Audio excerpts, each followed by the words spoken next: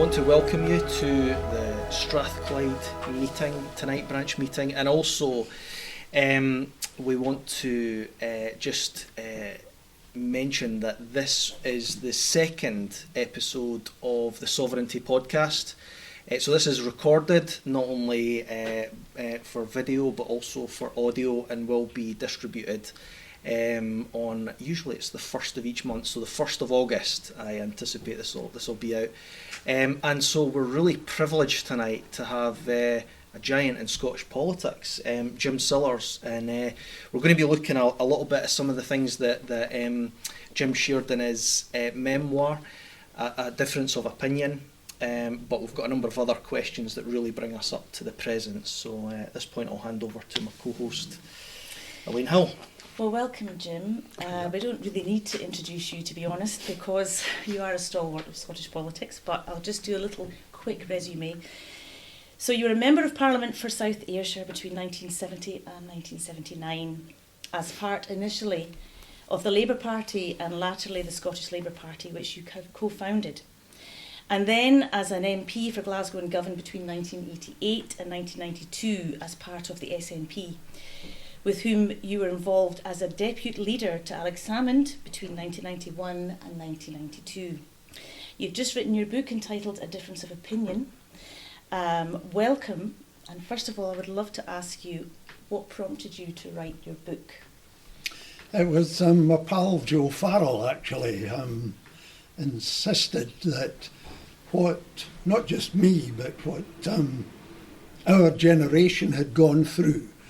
For example, we were all members of the Labour Party. We're all left-wing socialists. And fundamentally, most of us were unionists. Mm-hmm. And, what happened to us? I mean, what was it that began to make us question the union?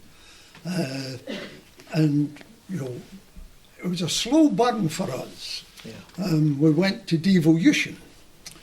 And then you find something very strange when you become a devolutionist. You're suddenly liberated from the constriction of the union.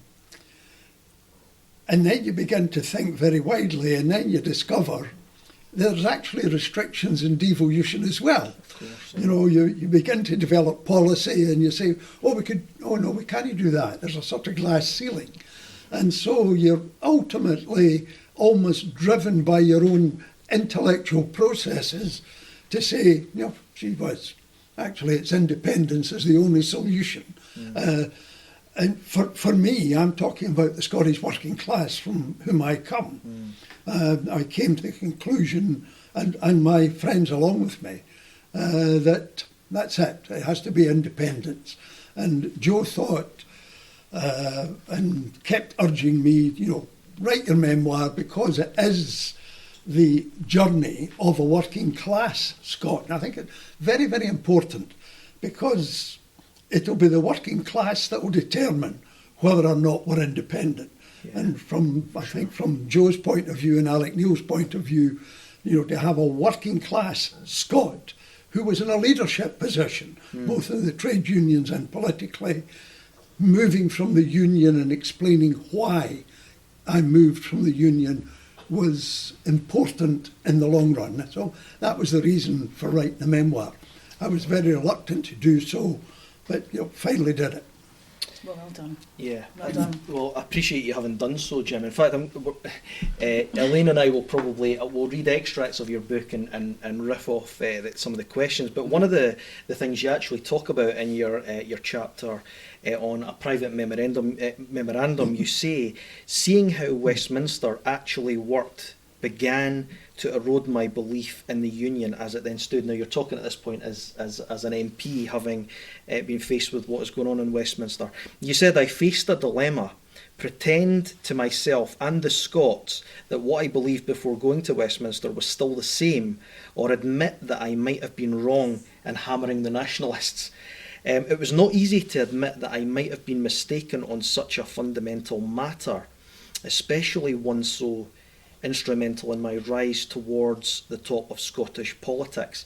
Now, you've kind of answered this question in part. I think you've nailed it when you said that the working class are going to be the defining element here. I mean, it's interesting to note that of the 4 local authorities that voted by majority for independence in 2014, there were 4 out of the 5 most deprived local authorities. We're talking about Dundee, my own city, which was top of the list, Glasgow, North Lanarkshire, Western Bartonshire. Actually, 5, the 5th out of those 5 most deprived local authorities was Inverclyde, and it voted 50.1% no and 49.9% yes, which I thought was really interesting. But coming to that, I think what we really wanted to dig into, I think, was to understand what led to that change. You've talked a wee bit about this, Jim, but what do you think were there's probably about 250,000 people that we really need to convince over the line over the next 14 months if we're taking what happened in 2014 as a given. What kind of issues do you think that we need to focus on very specifically to bring those people who are not with us yet over the line? Well, I mean, I distinguish those who are in favour of independence as one part what I describe as big N nationalists, who tend to define themselves from 1707 in relation to England. Then there's the others like myself and Joe Farrell and Alec Neil, who are economic-driven nationalists. Yep. I went to London, genuine unionist, and then 2 years it took me to realise, hey, wait a minute, this system can't deliver for us, because at that time, it's not that people in London are malicious towards the north of England or Scotland. They just don't register it. And I began to realise that.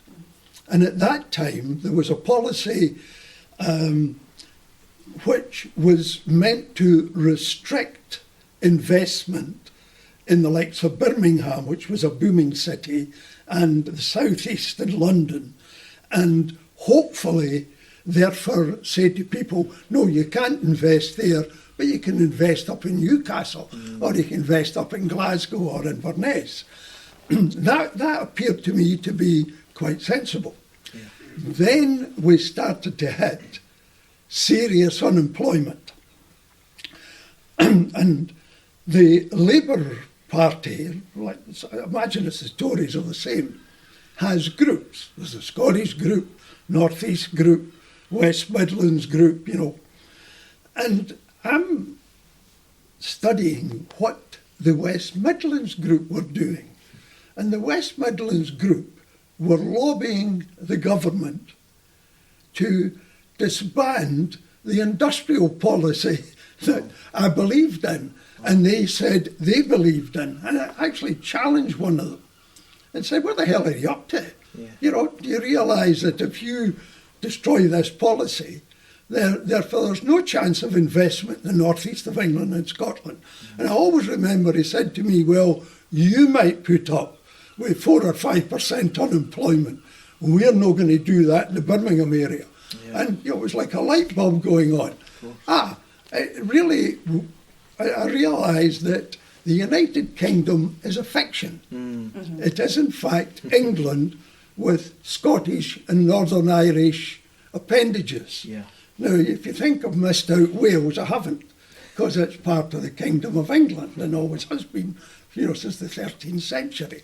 And I began to realise this is not what I thought was the United Kingdom. It's an entirely different animal altogether. Yeah. And it cannot serve the needs and purposes of the working class in Scotland that I come from. Yeah. And so I was wrestling, that memorandum. It's a big, long, it's one of the things I advise the younger folk to do. Yeah. If you've got a problem, write to yourself. Yes. Have your argument to yourself on paper. You can very often, resolve internal apparent contradictions.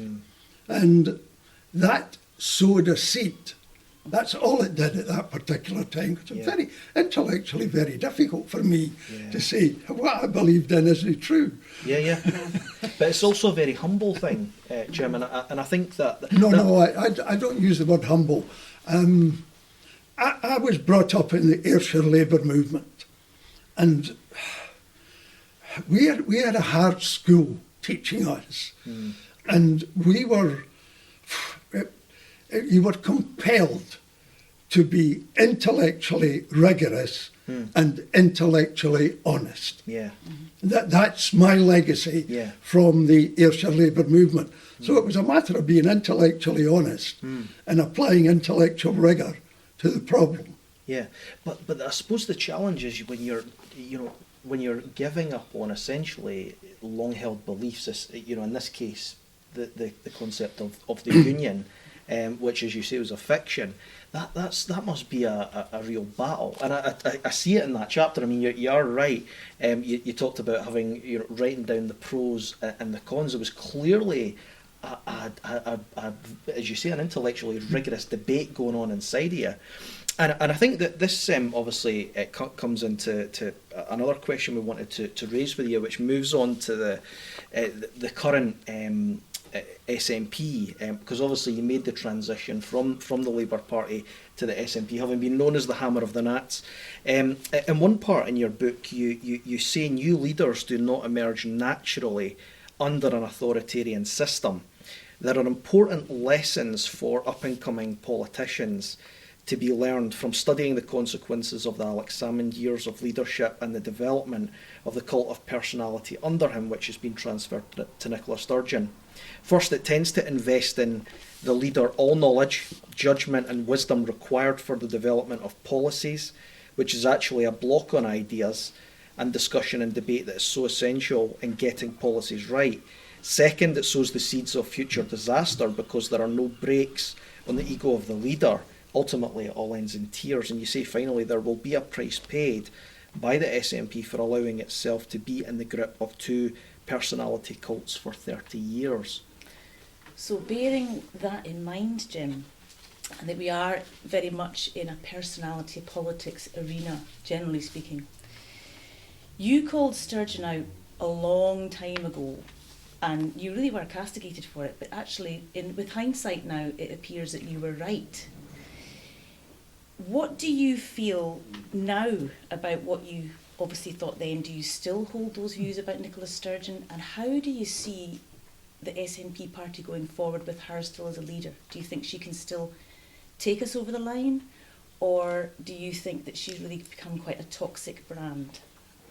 Well, the cult of personality told considerably when we came to the 2014 referendum. It was plain as a pikestaff. The moment the white paper said we'll have a currency union with England, that you had transferred the decision to the English Chancellor of the Exchequer. That's right. Because a currency union takes more than one. Yeah, of course. You can't have a unilateral currency union. That's right. And at that time, Alec wouldn't listen.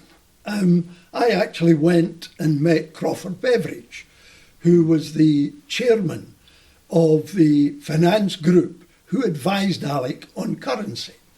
And I said to Crawford, look, technically you are correct.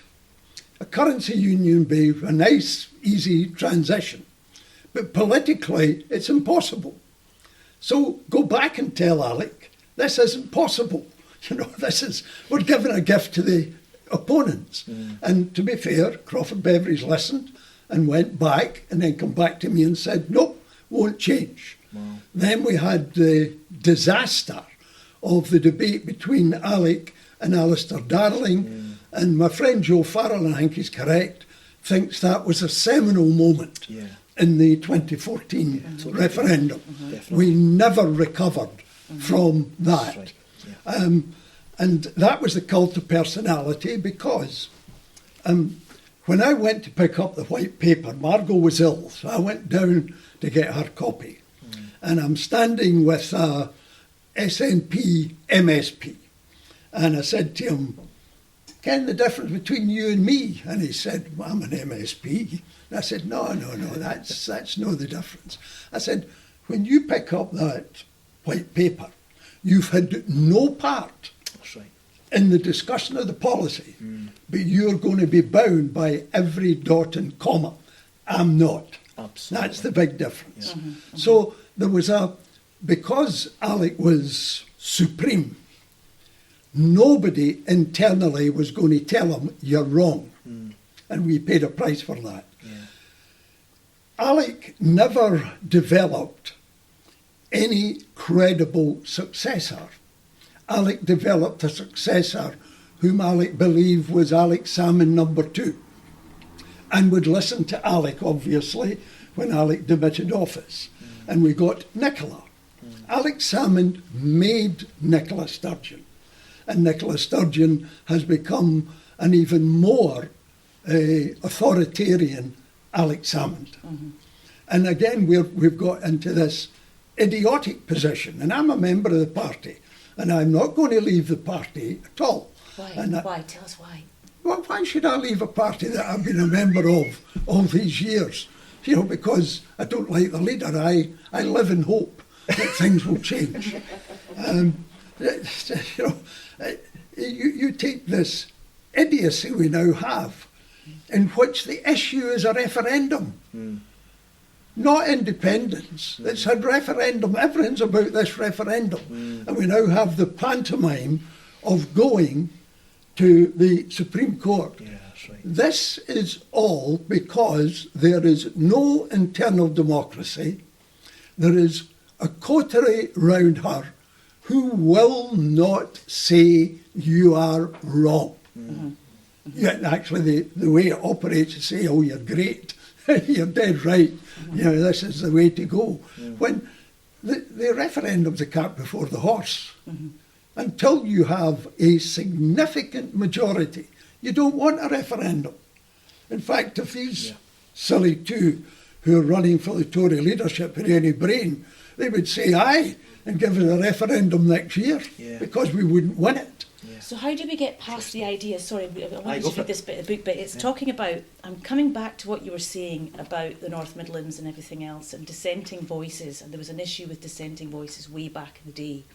We now have an opposite situation now, where it seems as if Nicola Sturgeon's camp is my way or the highway, and she's got rid of anyone else who may have a differing opinion to herself. So where's the path forward from there then? And how do we get past this issue we've got now? Well, this is one of the reasons Jim Fairley, myself and others have a fair degree of depression as a time. I mean, mine is probably worse than yours, because I'm still in the party, Jim. I think we are now in a very, very serious situation in the independence movement. I think it's pathological. Right. It is split. I mean, you've got the SNP, you've got Alba. It's splintering. They've got yourselves. Yeah. You've got all under one banner.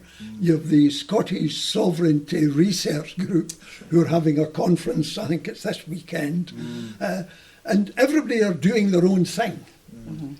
And there's no unity, and there's no work being done, no substantial work being done to produce a document that, for example, me, a working class person, would be happy going in to the housing schemes and telling folk, I'm talking about liberation. Yeah.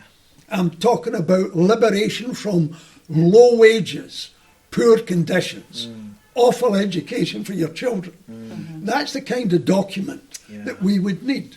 But everybody's doing their own thing. Some folk think marching up and down's a great thing.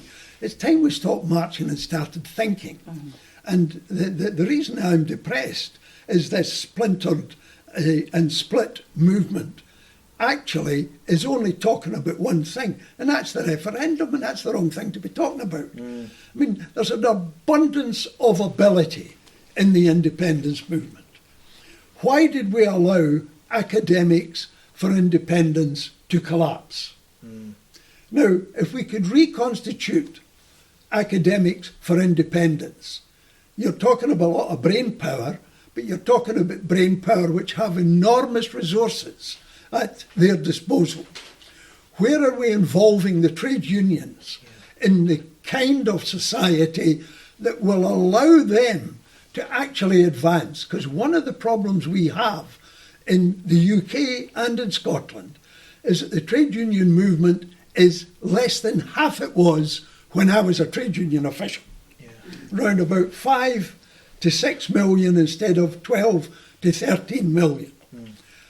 We need to bring in the unions to explain to people how you change the law so that the trade unions can develop in the private sector.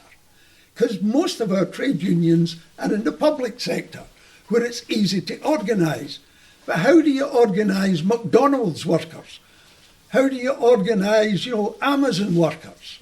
You can only do that with a change in the law, and we can only change the law when we're independent, to give the trade unions the right to go inside and organise organisations, business organisations. We're doing none of that work at the present time. Nobody is doing that work at the present time. That's a really good point. I think that's one of the things. I mean, you mentioned the white paper. Immediately I jumped to that section because some of your feedback on that is really, really useful. And you say at one point, before its publication in November 2013, Alex Salmond claimed the white paper, Scotland's Future, would be as eloquent as the Declaration of Arbroath. It was anything but. His introductory preface was stale and following pages of text turgid.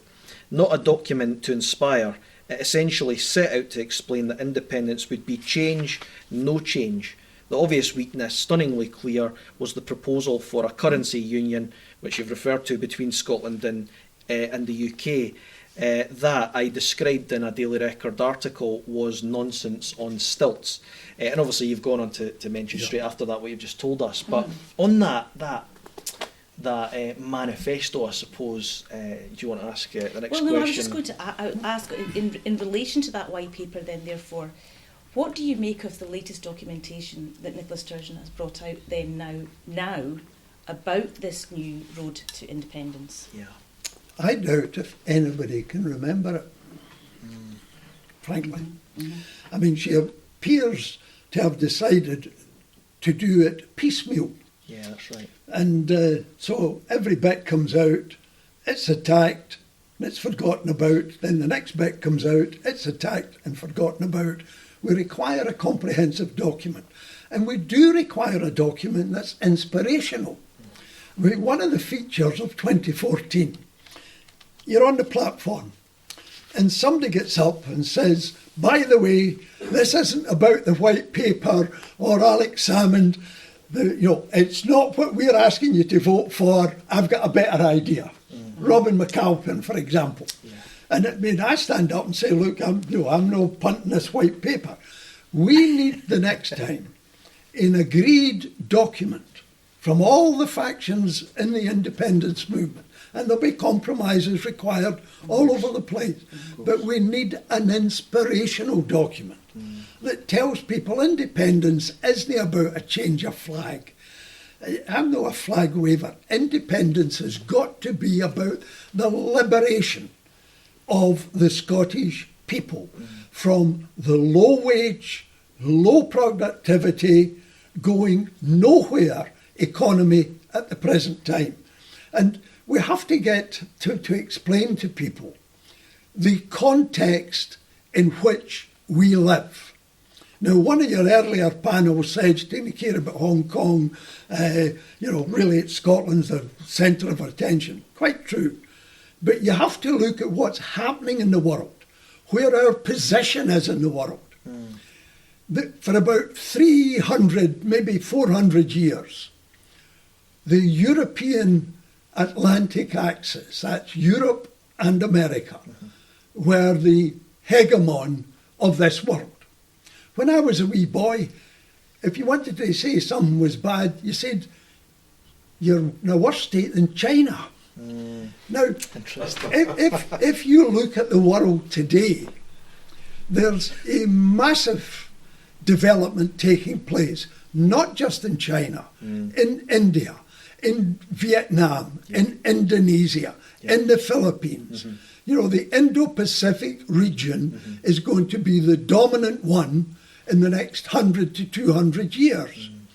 Where does 5 million people earn their living in that new world? And it is a new world that's taking place. Now, you earn it by moving forward and understanding where you are in that particular context. We've done nothing to explain that to our people at all. Yeah, good point. No, that's a key factor. Yeah. That how do we do it? We're only 5 million, and there's no such thing as standing still. If we try to stand still, you're actually regressing. That's true. Yeah. About 3 weeks ago, something like 13 point or I can't remember the exact number, something like 13.9 million young Chinese students sat the examination for college entry, not university, for college entry. Right. And, you know, they're driving on science, maths, engineering. And we have a literacy rate in our primary 7. It's something like 60% in the poor areas and 80% in the well-off areas. I mean, we're going backwards. So we've got an educational process to go through with the Scottish people. That's one factor. Where you are in this world, what's happening in this world, what we've got to do in this world, and then give them a document that will inspire them to believe that we actually can change and change significantly for the better. Yeah. That's not happening, unfortunately. That's why Jim and I are depressed. Yeah. No, it's a really good point, Jim. I mean, two aspects of the prospectus that now seem to be a focal point, which didn't even feature really in 2014, is both of which you've written about extensively. One of those is obviously there's more focus now on net zero strategy, where obviously that was oil was talked about more in 2014. But the other aspect is they've welded the concept of Scottish independence to the concept of admission to the European Union, which wasn't, again, it was that was barely talked about in 2014, obviously, because we're part of the United Kingdom, part of the EU. One of the things you've said, and you actually wrote about this in October 1999, you said, today's issue of the single currency is not about the economics of the European Union. It is a major stepping stone to a federal superstate.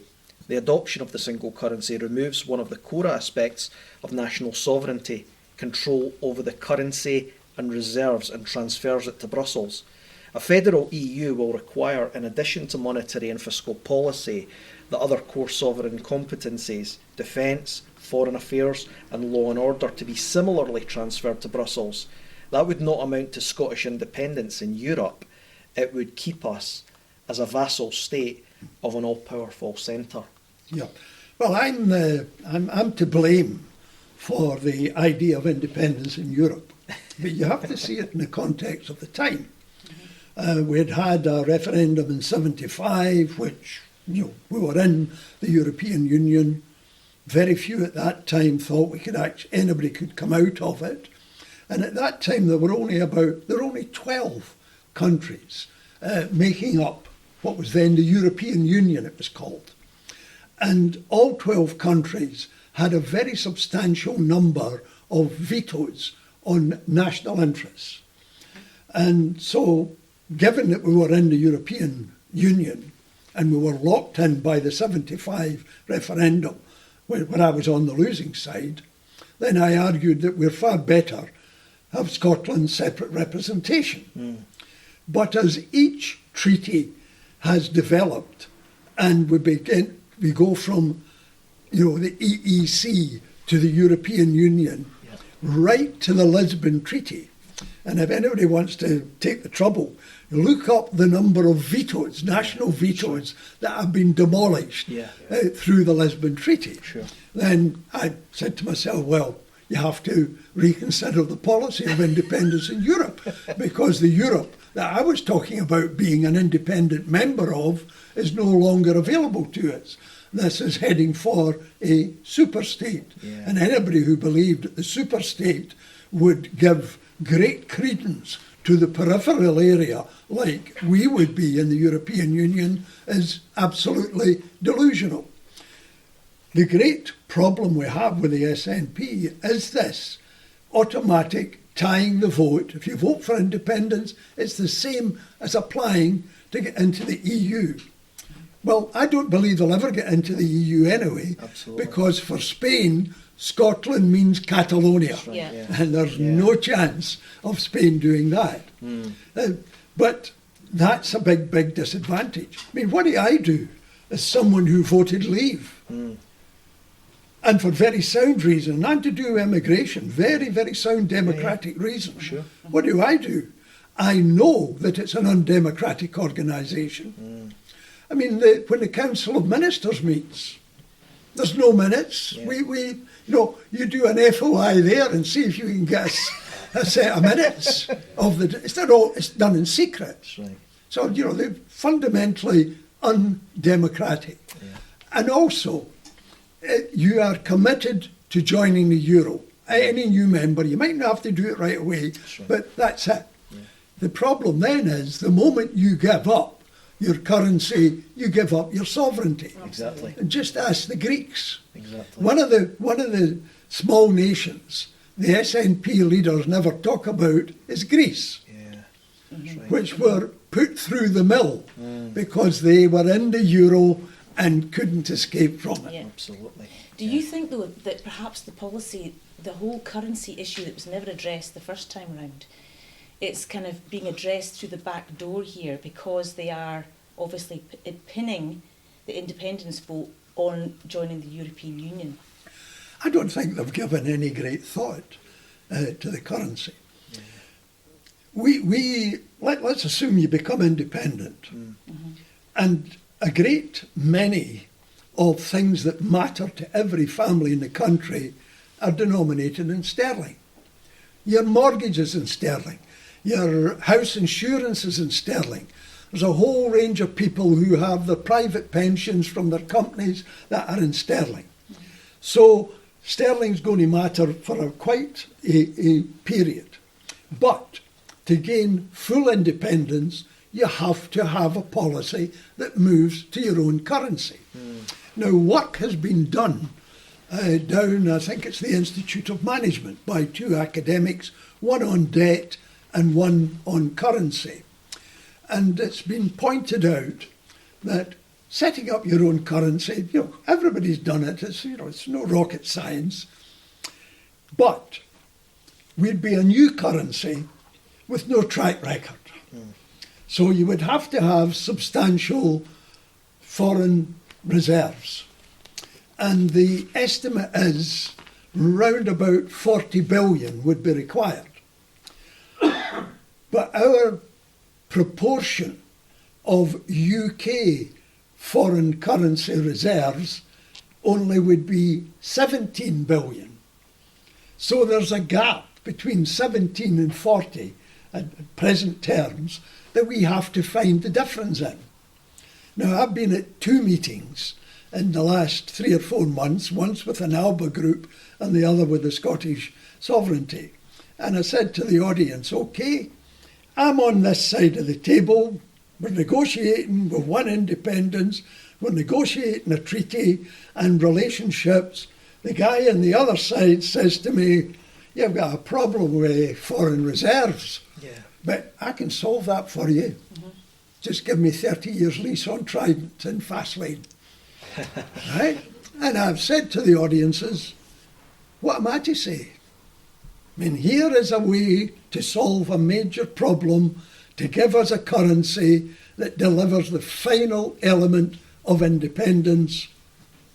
What do you say? But I said, but more importantly, what do you lot say? Nobody could answer because, that's a really difficult one, because we've been against Fastlane all the days of our lives. So there's another aspect to independence that people have not considered. There's two components. One is winning the vote. The second is being prepared for the negotiations. Exactly. Because there's got to be a treaty. For sure. And there's no point starting to prepare yourself the day after you win the referendum. That's right, yeah. I mean, one of the lucky things that from not winning in 2014 was they had no preparation for what we would negotiate. Yeah. Now, you'll have to have a treaty on assets, liabilities, trade relations and all the rest of it, dual nationality. What is going to be the Scottish position? We're 5 million, they're 60 million. They're our biggest market. What do we matter to them in market terms? So there's a huge amount of work required to be done, not just on the document to punt independence, but at the same time, simultaneously, we should be sitting down saying, how do we negotiate? What is their bottom line? What are our bottom When you lines? talk about negotiation, what about the immense amount of resources that Scotland actually has between timber, between oil, tourism, fishing? It's endless. We have so many more resources. Hydroelectric, I mean, we're going to be, 100% completely independent on our electricity. We don't even have to worry about all of that sort of stuff. Yes, but... We have got so many resources, Jim. How but- can that not be a negotiation tool? No, yes, of course it is. But we have to take into account, now you've got to rise to a level of statesmanship. You have to take into account, that's our biggest market south of the border. It's in our interest that they do well, who are not anti-English. No. And so suppose, they have a problem with Trident. Now, I think it's a nonsense, lots of folk think it's a nonsense, but they don't think it's a nonsense. Because bear in mind, the one thing that will keep them in the Security Council of the United Nations is they're a nuclear power. So, can you use that to our advantage, or is it worth doing it to our advantage? That's a debate we should have well before we decide what the negotiating brief is. Absolutely. And given the precarious nature of their economy in terms of energy, what if they said to us, let's have an oil sharing, 70-30, 70 for you, 30 for us?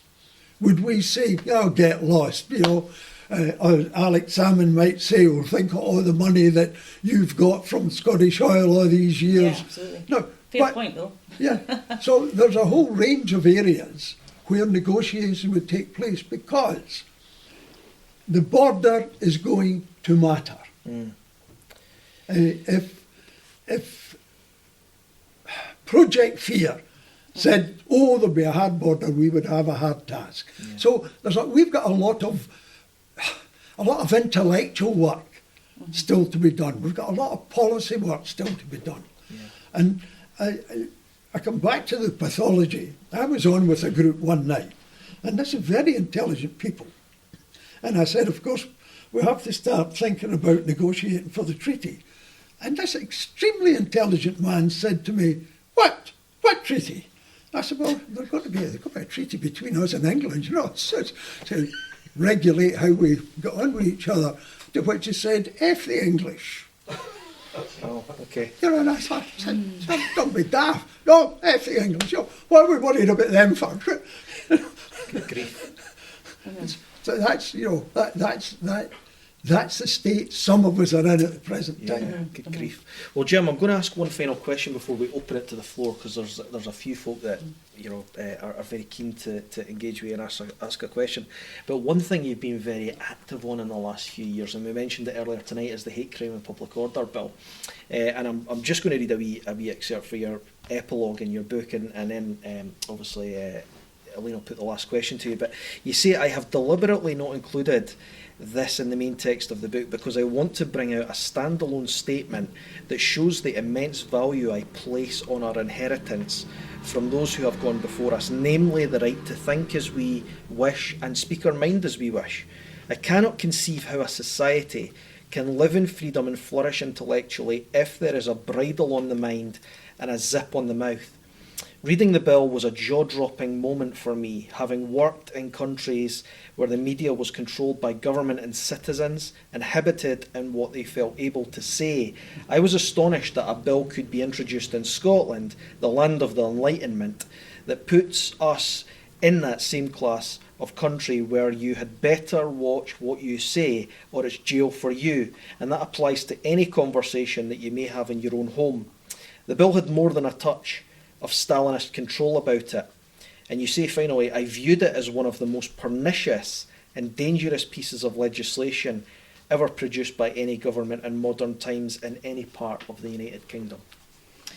So, Jim, I know you've kind of answered this question already, really, but in light of that, the hate crime bill and the severe censorship of the press that we've been experiencing, certainly in the last 2-3 years, and for something that you say is so pernicious, how and why do you stay with a party that has gone so far down that route? Because it doesn't. The SNP doesn't belong to Nicola Sturgeon. Mm-hmm. You know, the SNP, whether we like it or not, is one of the major vehicles for independence, and how to improve the SNP has been something that I've been involved in. I mean, I'm a dissident, but I'm inside the party and I'm making my opinion well known what is wrong with the party. And Nicola Sturgeon's not immortal by any manner of means, and so I remain in as a dissident, arguing for change, because I believe that until we get a change in the leadership of the SNP and it becomes much more inclusive to people who are not in the party but are in the independence movement, because we'll actually have to operate as one. That's right. If we're going to win a referendum. And that's what I keep arguing inside the party. Now, I could come out and be a dissident, from the sidelines, but I've got some degree of influence in some parts of the party, and I keep plugging away and keep plugging away and keep plugging away. Yeah. And that's what I intend to do. Okay. Well, at this point, we'll open it to the floor, because I know there's a couple of questions that people have for you. So who wants to go first? A question for Jim Sillars. Ian Davidson, I'm going to look at you because I know you've got one burning away, I can tell. Can I ask you, Jim, obviously for some time from now to the future we're going to remain within devolution. Now, following the Smith Commission, the Scottish Parliament and Scottish Government was given additional powers, social security and so on, which I, as a welfare rights officer, was quite enthusiastic about, a chance to do bits of our own welfare system and so on. Although, as it happened, a lot of these promises weren't actually delivered, and it's more a cosmetic thing. But what I have come lately to realise is that the whole thing is a fiscal trap, because Scotland is basically now committed to spend hundreds of millions of pounds implementing various programmes, social security programme, national care service and so on. But its ability to raise additional funds is very limited.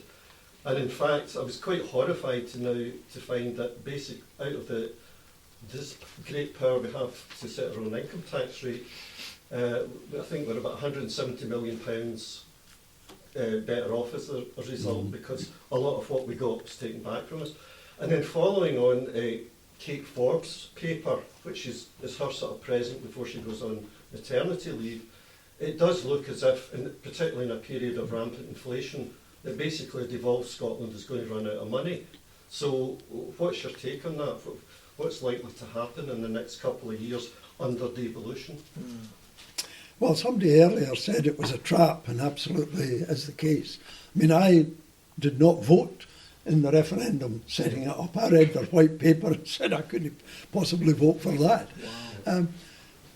John Swinney was advised by Jim and Margaret Cuthbert, who were two of the best economists in Scotland, not to take the fiscal framework that was offered to them, said it's, and you're heading for disaster because all you've got is a bit of income tax, you've got no capital gains tax, you've got no dividend, that you've not got the full panoply at all.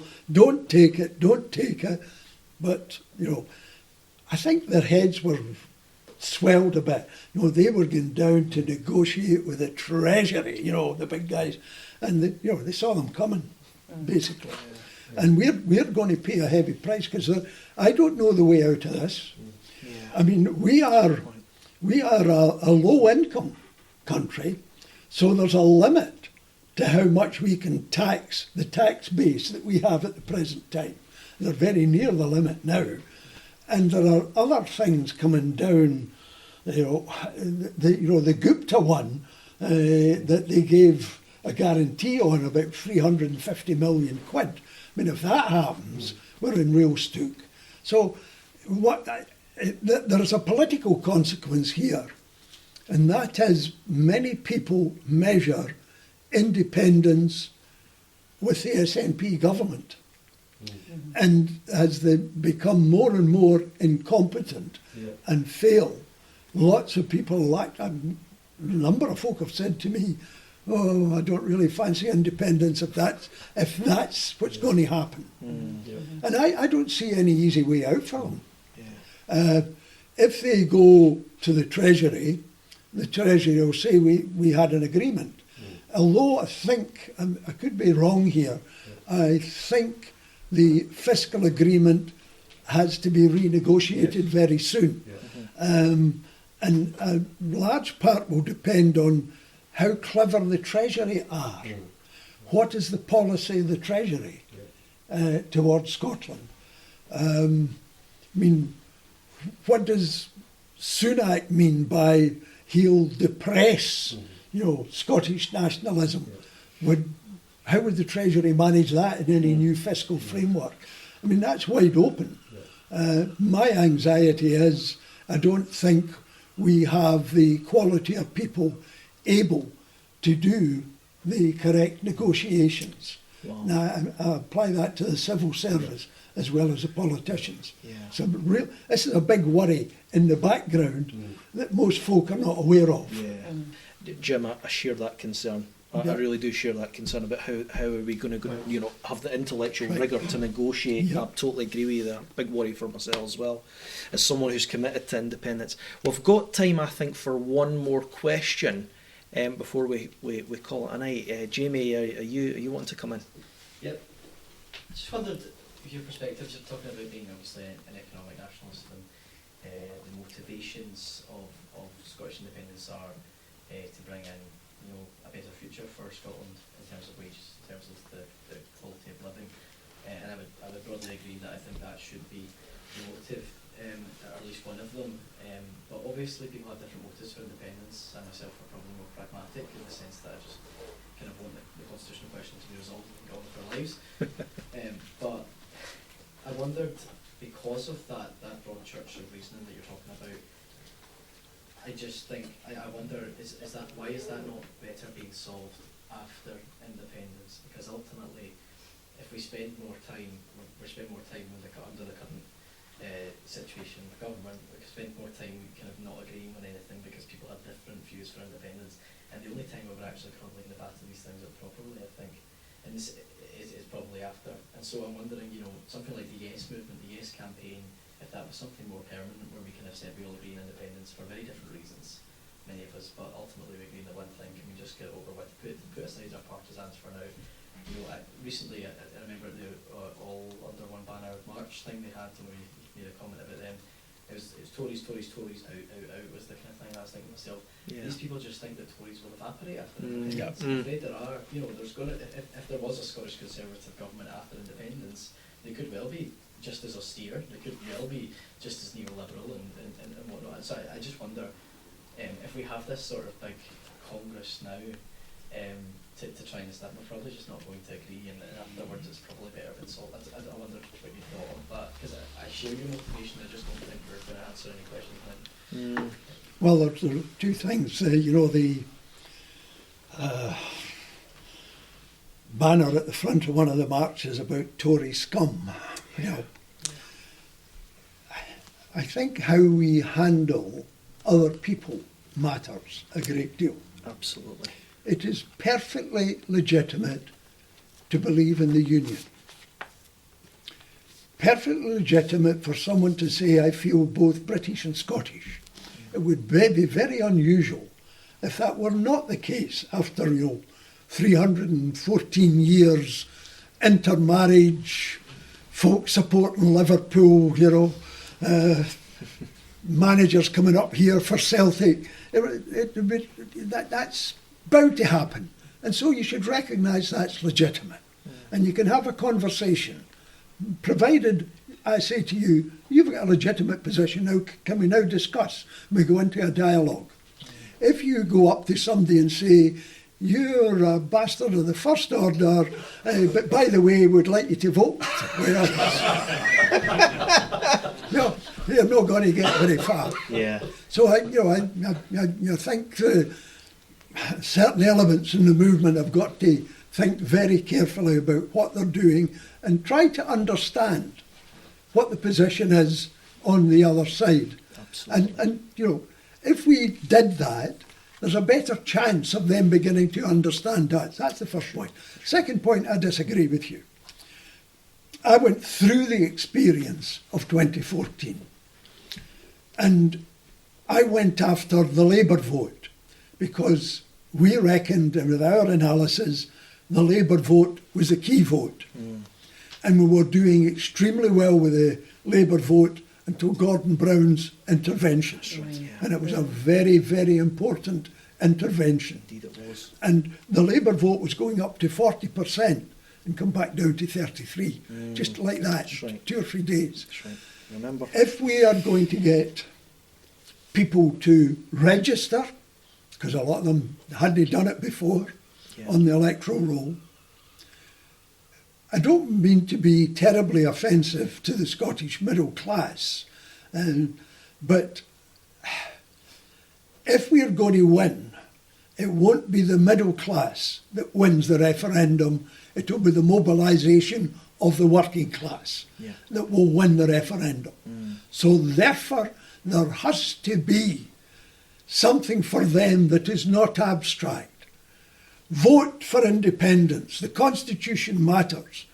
If I'm skint, or I've been made redundant, or I can't feed the wains, that's an abstract. Absolutely. But if I give somebody, a manifesto, an independence manifesto, that says this is what we can do, then I think you then have a very significant change in attitudes among the people who will really matter.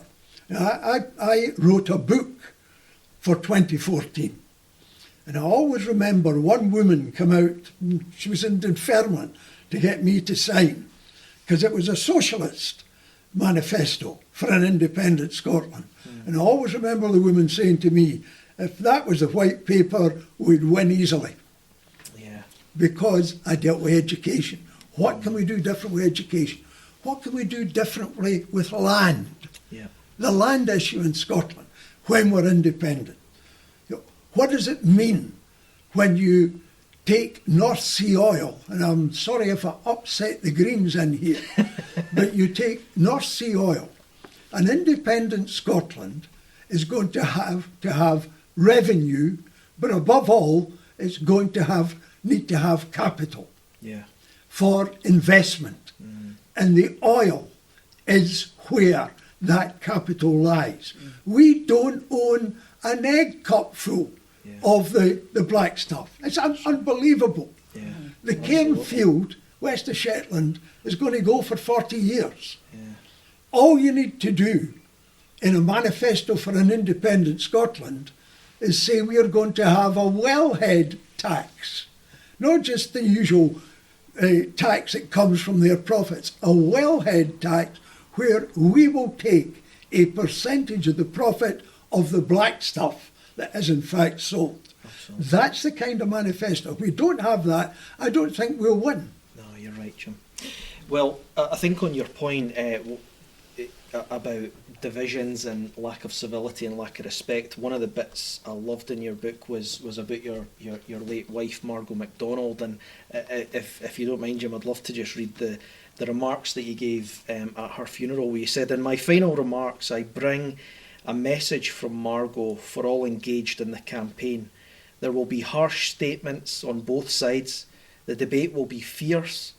There will be verbal wounds inflicted, but if we conduct ourselves in the run-up to the 18th of September the Margot MacDonald way, the divisions will be much easier to heal. The Margot MacDonald way is to recognise that you are dealing with opponents, not enemies, not with ogres, but with fellow human beings with whom you can disagree, but do so without malice, and where the exercise of mutual respect is a civilised corrective to an uncivilised abuse, an abuse which, if unchecked by both sides, can so easily mutate into an irreversible corrosive influence on the conduct of public life." Yep. And I think that's a very, very powerful point in terms of how we conduct ourselves in debate. Well, there is one point that has to be understood. I have argued that you go for 60% in favour of independence. Now, there's two reasons for that. One is that it always becomes the point where they couldn't deny you a Section 30. That's the political point. But the other one is post-independence. If we're going to be a successful independent nation, then the people who lose will have to acquiesce in that decision. And if you're too bitter, one of the websites I read this week divided us between patriots and traitors. Now, if we go through a referendum, up to a referendum, denouncing everybody who doesn't agree with us as traitors, then you're not going to have a very happy, very significant minority the other side of independence. So how we conduct it will matter after we win it. And that unfortunately Ian Blackford hasn't understood that yet. Yeah. Well, I think we're going to call it to a close there. But Jim, can I just say it's been an absolute pleasure and honour to discuss with you tonight. You've brought so much, illuminated so many important points tonight, and I really appreciate you joining us. Please do take the opportunity when the podcast comes out to share it, to subscribe, to pass it on. And Jim, you need to get back onto Twitter so you can share it as well. Yes. You've been a distant ghost for a few years. But we're going to, obviously, those of us that are here tonight will be retiring for a cold beverage to the Woods Bar. So please join us. Thank you very much. You'll excuse me because I'm tired now and I've gone to my bed. Of course, Jim. You're more than welcome. Not at all. But let's give the man a hand.